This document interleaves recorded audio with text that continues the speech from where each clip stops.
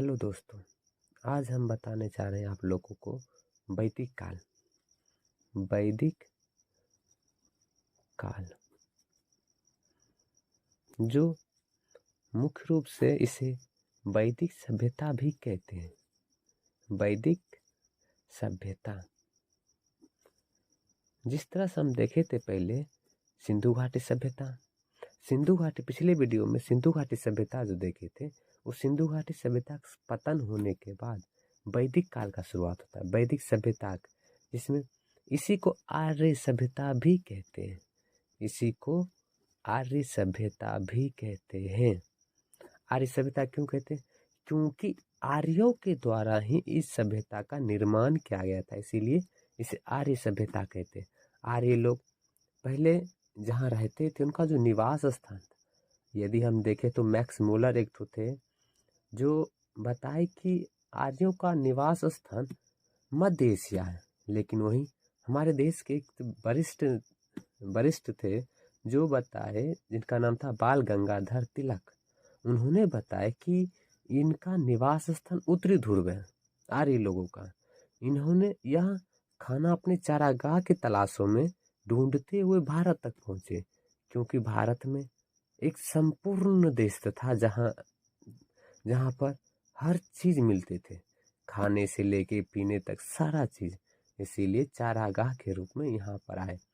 ये इसका काल देखेंगे तो इसका काल था 1500, वैदिक काल का था 1500 ईसा पूर्व से 600 ईसा पूर्व तक। 1500 ईसा पूर्व से 600 ईसा पूर्व तक इस सभ्यता का काल था। इस सभ्यता को समझने के लिए हम लोग क्या करते हैं, मुख्य रूप से दो भागों में बांट देते हैं। दो भागों, पहला भाग में रख लेते हैं, पहला भाग में पूर्व वैदिक काल, यानी कि वैदिक काल से पहले पूर्व वैदिक काल। उसके बाद दूसरा उत्तर वैदिक काल। उत्तर वैदिक काल, पूर्व वैदिक काल और उत्तर वैदिक काल। अब देखिए, पूर्व वैदिक काल का समय रहता है, हम लोग में देखते हैं तो 1500 ईसा पूर्व से 1500 ईसा पूर्व से 1000 ईसा पूर्व तक, 1000 ईसा पूर्व तक का जो समय होता है वो वैदिक काल कहलाता है।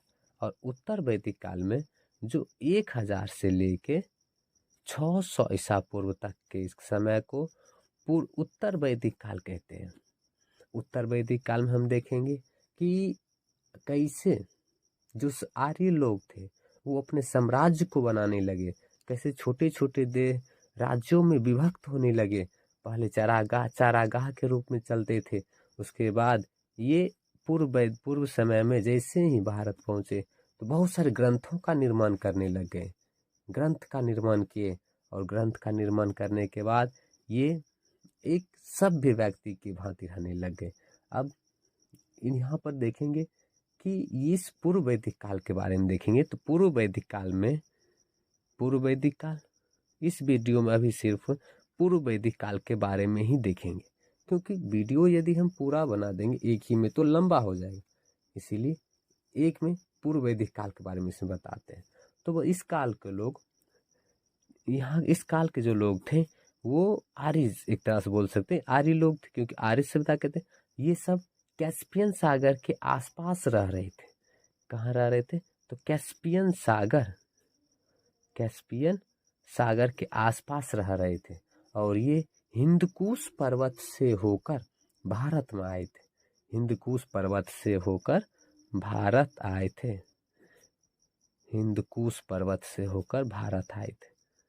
ये लगभग 1500 ईसा पूर्व में भारत आए हिंदकुश पर्वत से होकर। अब बताइए हिंदकुश पर्वत किधर है? थोड़ा सा ये भी तो देखना है ना। हिंदकुश पर्वत तो बोल दिए, लेकिन हिंदकुश पर्वत है किधर? तो हम बता दें आपको कि हिंदकुश पर्वत पाकिस्तान में है। देखिए इस तरह से हम आपको दिखाते हैं। यहाँ से जैसे ये भारत का मानचित्र बना दिए, यहाँ से इस भाग का जो बन गया, यहाँ से तो यहाँ से ऐसे करके भारत का बनता है। यदि इधर जाए तो ये होता है पाकिस्तान का एरिया। तो इधर जो भाग में बनता है पर्वत है, उसी का नाम है हिंदकुश पर्वत, जो पाकिस्तान और अफगानिस्तान के बीच में बाउंड्री बना देता है। अब देखते हैं इधर फिर क्या था कि ये पंजाब में आया सबसे पहले। जैसे ही इधर से पास किया तो ये आते गया सीधे आ गया पंजाब की एरिया में। इस जगह देखिएगा पंजाब पाकिस्तान और भारत के विभाग में जो है पंजाब है, वहाँ पंजाब में आके ये सब बस गए। और इधर से ही यहाँ पर ही था सिंधु घाटी सभ्यता। हम लोग देखे कि यहाँ पर सिंधु घाटी सभ्यता था। अब पतन का कारण यदि देखते सिंधु घाटी सभ्यता में, तो उसके पतन का भी कारण यही थे। कोई मानते हैं इतिहासकार कि पतन आर्यों लोग के द्वारा किया गया, कोई मानते हैं सुखाड़ के कारण हुआ, कोई मानते हैं बाढ़ के कारण हुआ। अब सबका अपना अपना मत दिए हैं सब इतिहासकारों ने। तो हम देखते कोई एक इतिहासकार बताए कि आर्यों के अटैक के कारण ये मरे हैं, यहाँ आक्रमण के कारण इनका सभ्यता खत्म हुआ। अब देखते ये जैसे इधर आए पंजाब में आए, तो यहाँ पर अब इसका पूजा करने का भी कोई स्थल होगा। तो ये पूजा जो करते थे पूजा, तो पूजा में करते थे अग्नि का, अग्नि, सूर्य, जल, वायु, जल वायु आदि का पूजा करते थे। ये क्यों इतना ये सब भगवान क्यों करते थे? क्योंकि ये लोग जो थे प्राकृतिक से बहुत प्रेमी थे, प्राकृतिक प्रेमी थे। प्राकृतिक प्रेमी कहने का मतलब क्या? प्राकृतिक जो सूर्य पेड़ पौधे ये सब चीज से बहुत प्रेमी थे ये सब। उसके बाद इसे ही ये जो थे आर्य लोग, इसे ही हिंदू धर्म का जन्मदाता भी कहा जाता है। आर्य लोग, आर्य सभ्यता को इसे ही आर्य लोग को क्या कहा जाता है? हिंदू धर्म का जन्मदाता, इसे ही कहा जाता है हिंदू धर्म का जन्मदाता। देख लिए, हिंदू धर्म का जन्मदाता इसे ही कहा जाता है। अब देखिए इनका 6 धार्मिक ग्रंथ था, इनका 6 धार्मिक ग्रंथ था, 6 धार्मिक ग्रंथ, जिससे पता चलता है कि ये किस प्रकार अपने देशों में, अब जब इसका देश बना या फिर जब इन्होंने अपने पूजा पाठ जो करते थे वो किससे करते थे, कौन से बुक में इनके पूजा पाठ का था? किसी बुक में लिखा हुआ था कि किस तरह से लड़ाई करें, किसी बुक में लिखा हुआ था युद्ध के बारे में, वही लड़ाई करना, किसी और बारे में चिकित्सा के बारे में, किसी बुक में लिखा था संगीत के बारे में। तो वही हम देखेंगे कौन से बुक में क्या लिखा था। तो इनका 6 धार्मिक पुस्तकें थी मुख्य रूप से जो प्रसिद्ध था। तो पहला हम देखेंगे कि धार्मिक बुक में पहला बुक कौन सा था? तो वेद।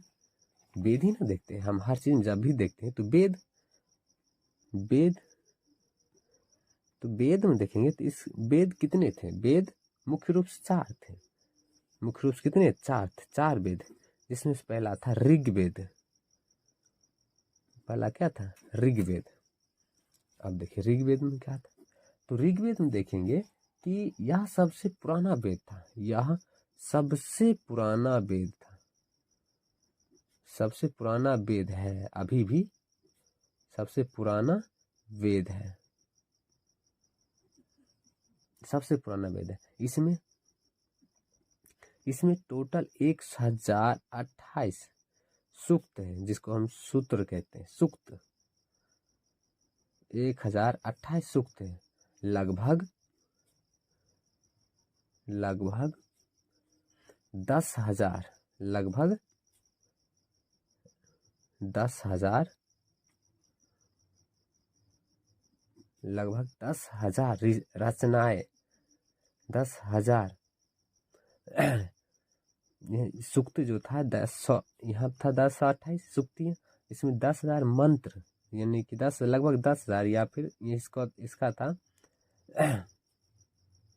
तो ये भी देखना हुआ ना, सब वेद होता है तो उसका उपवेद भी होता है। तो ये यह वेद का उपवेद, क्या चीज?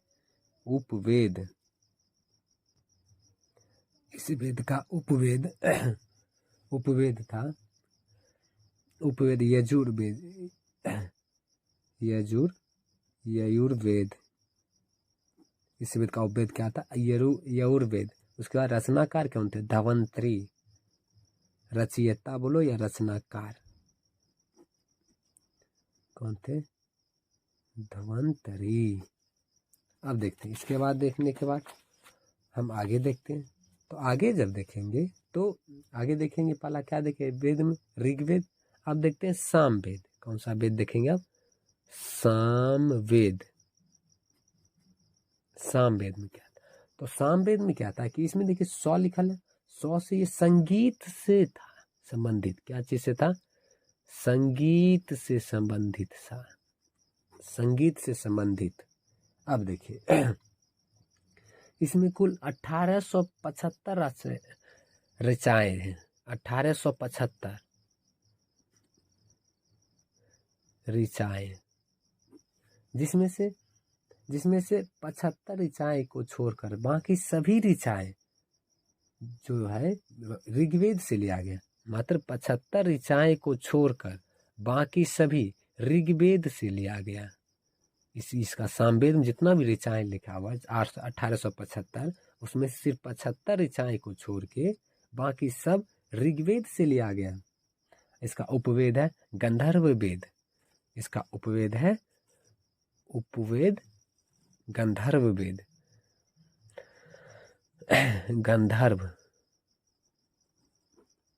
गंधर्व वेद। और इसके रचनाकार है या रचयिता बोलो या रचनाकार।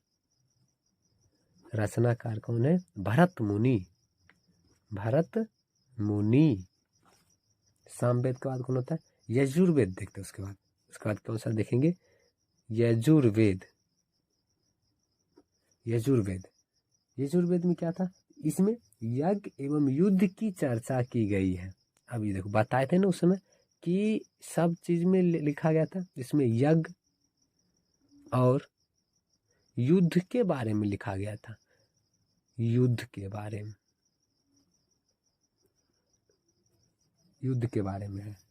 यह गद्य और पद्य के अनुसार लिखा गया है। दोनों में लिखा है। यह गद्य और पद्य, यानी बोले तो गद्य बोले तो क्या चीज? कहानी और कविता के रूप में लिखा गया है। ये यजुर्वेद में कहानी और कविता के अनुसार लिखा गया है, गद्य और पद्य में। उसके बाद इसके उपवेद है। इसका जो उपवेद है वो धनुवेद है।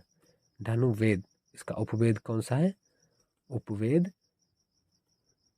धनुवेद है। धनुवेद।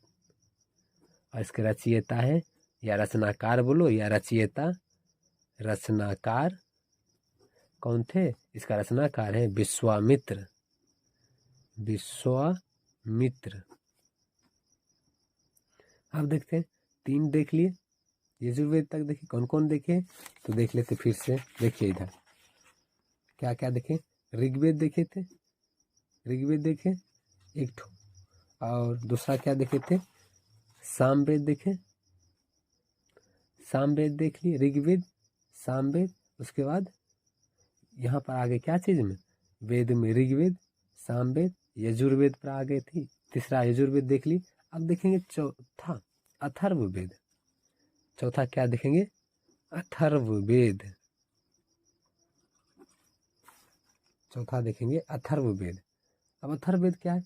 इस वेद में यह सबसे खास वेद है क्योंकि उस समय जिस तरह से समाज था उस समाज के अनुसार इसमें लिखा था। इसमें जैसे वेद में था जादू के बारे में, जादू टोना इसमें हो गया। और फिर अंधविश्वास, अंधविश्वास। और इसमें था टोटका, टोटका के बारे में भी लिखा हुआ है। उसके बाद भूत पिशाच, भूत पिशाच। और इसके विभिन्न रोग एवं उनके निवारक के बारे में लिखा हुआ है। विभिन्न रोग एवं उनके निवारक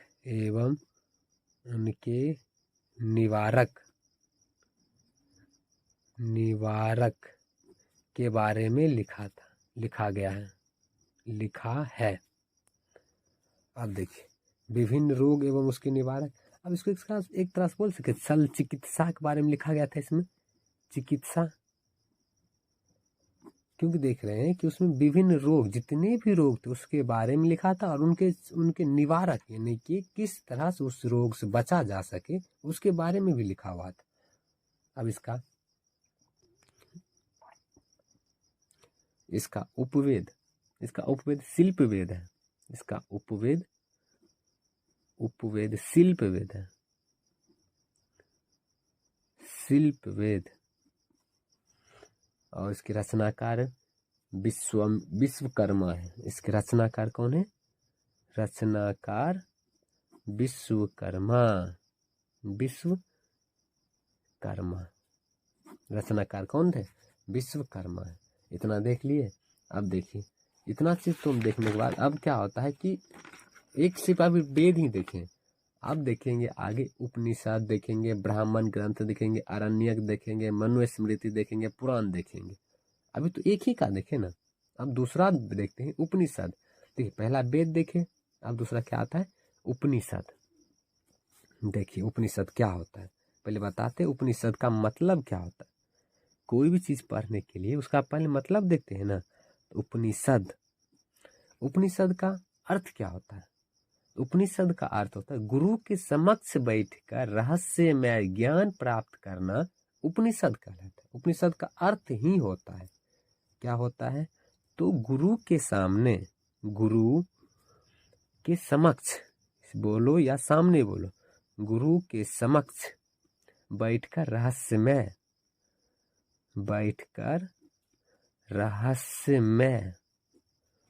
ज्ञान प्राप्त करना। ज्ञान प्राप्त करना, यह क्या होता है? गुरु के समक्ष बैठकर ज्ञान प्राप्त करना ही क्या कहलाता है? तो ये उपनिषद कहलाता है। अब देखिए उपनिषद देख लिए। उसके बाद इसमें क्या था? ये इसका मुख्य स्रोत था, इसका उपनिषद का जो मुख्य स्रोत था वो भारतीय दर्शन एवं धर्म विज्ञान का मुख्य स्रोत था। यह इसका मुख्य स्रोत क्या था? भारतीय दर्शन एवं धर्म विज्ञान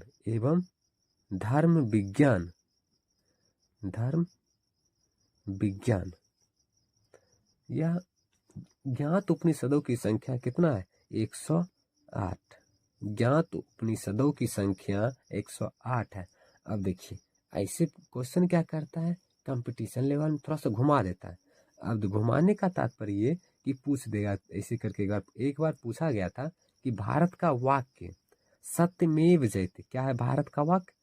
भारत का वाक्य सत्यमेव जयते, सत्यमेव जयते,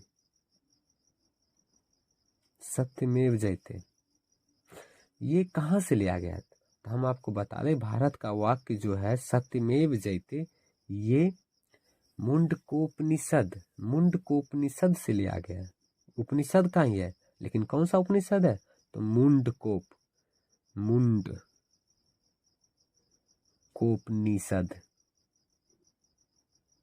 मुंडकोपनिषद से लिया गया है।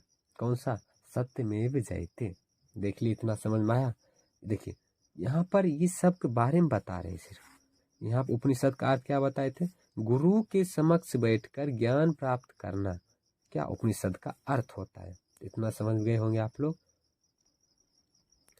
उपनिषद के बाद आता है ब्राह्मण ग्रंथ। क्या आता है?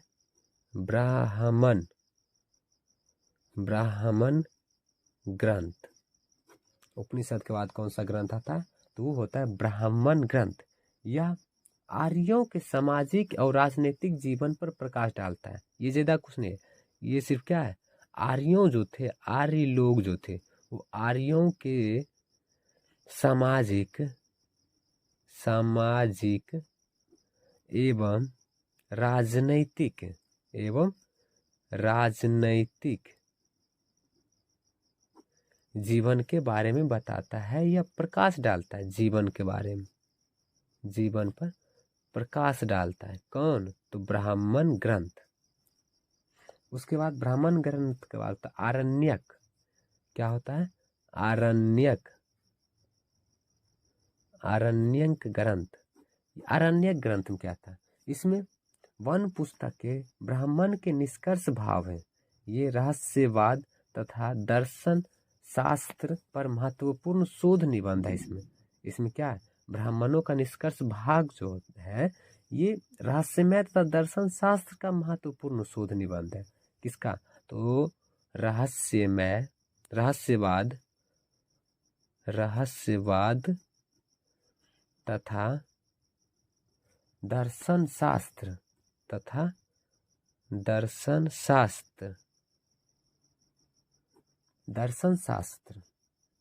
का महत्वपूर्ण, ये जो है महत्वपूर्ण शोध निबंध है इसमें। उसके बाद आता है मनुस्मृति। क्या आता है? मनुस्मृति। देखिए मनुस्मृति ज़्यादा उतना सटीक नहीं है, लेकिन इसको समझना बहुत ही इजी है। कैसे? तो मनुस्मृति क्या है कि आर्यकाल में हम देखें तो आर्यकाल में एक राजा हुए थे जिसका नाम था मनु। उनकी महान विधिवेता जो वो थे, इसलिए उन्होंने एक महान विधिवेता थे। उनकी एक पुस्तक है जिसका नाम ही था मनुस्मृति। उस पुस्तक में बताए कि राजा और प्रजा के क्या क्या कर्तव्य होते हैं।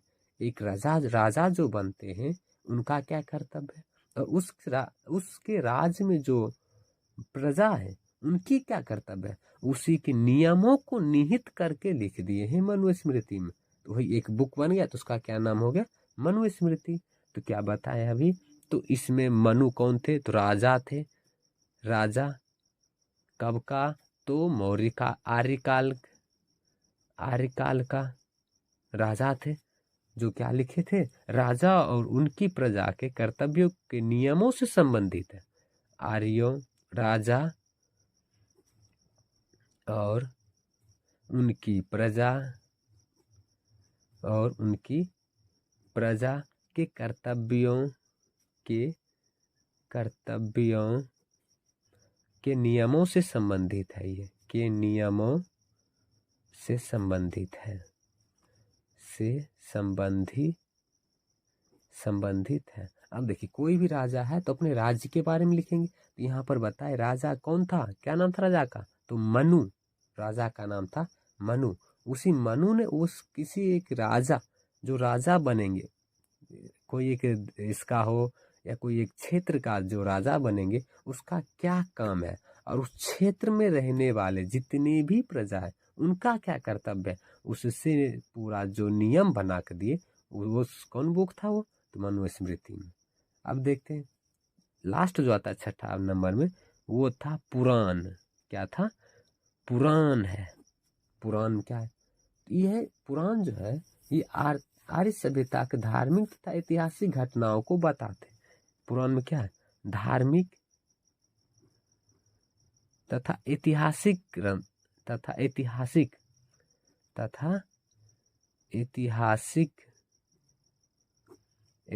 घटनाओं को बताते हैं। घटनाओं को बताते हैं। अब देखिए इसमें किंवदंती, धार्मिक विधि, रीति रिवाज तथा नैतिक संहिता शामिल है। इसमें क्या क्या चीज शामिल है? तो इसमें किंवदंती,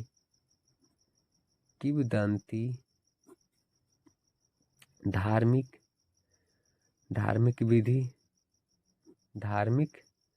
विधि,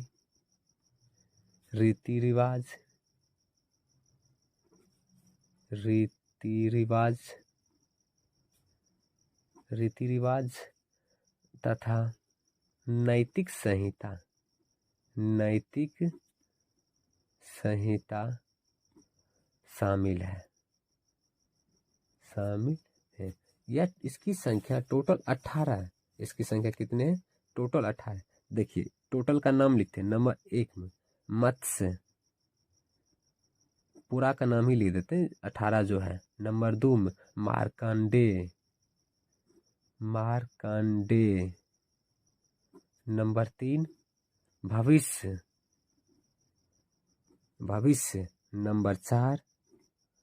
नंबर 4 में हो जाएगा भागवत। नंबर 5 ब्रह्मांड।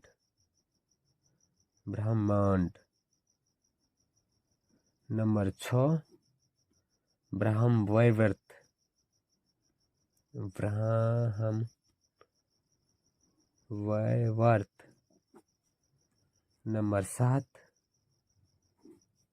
नंबर 7 में हो जाएगा ब्रह्म।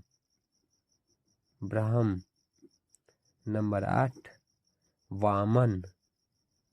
नंबर 9 12 वारा। Number 10 Vishnu Vishnu. Number 11 Shiva. Number 12 Agni. Number 13 Narada. Number 14 Padma Padma. Number 15 Linga. Number 16 Kurma. Number 16 Kurma. Number 17 Skanda Skanda. Number 17 Skanda. तो इतने सारे क्या थे, पुराणों की संख्या हो गए। और यही सब, ये इतना रहा क्या चीज में, इसी इतना सब रहा पूर्व। देख लीजिए इतना लिखाए थे, जितना सब लिखाए हैं देखिए, ईसाम वेद सारा लिखा दिए हैं वैदिक काल में, पूर्व वैदिक काल लिखा दिए। अब देखेंगे कल आगे वाला वीडियो में देखेंगे क्या उत्तर वैदिक काल, उसमें देखेंगे हमारे जो समाज जो जाति के भेदभाव में बटे हुए, क्या वो पहले था या अभी बटे या कुछ पहले बटे, कब बटे थे, उसके बारे में तो हम लोग कल अच्छे से डिस्कस करेंगे। आज इतना ही रहने देते क्योंकि वीडियो लंबा हो जाएगा, इसीलिए वैदिक पुराण इसमें उत्तर वैदिक काल को इसमें नहीं दे रहे हैं। आगे वीडियो देखेंगे। और जो सिंधु घाटी सभ्यता नहीं दिखे रहे हैं उसको लिंक डिस्क्रिप्शन में दे देंगे, देख लेना सिंधु घाटी सभ्यता, क्योंकि सिंधु घाटी सभ्यता के बाद ही इस वैदिक काल आया था। तो एक लाइन से देखना हमारे लिए सही होगा। तो मिलते हैं नेक्स्ट वीडियो में।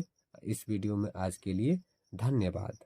यदि वीडियो अच्छा लगा हो तो लाइक और अपने दोस्तों से शेयर ज़रूर करें।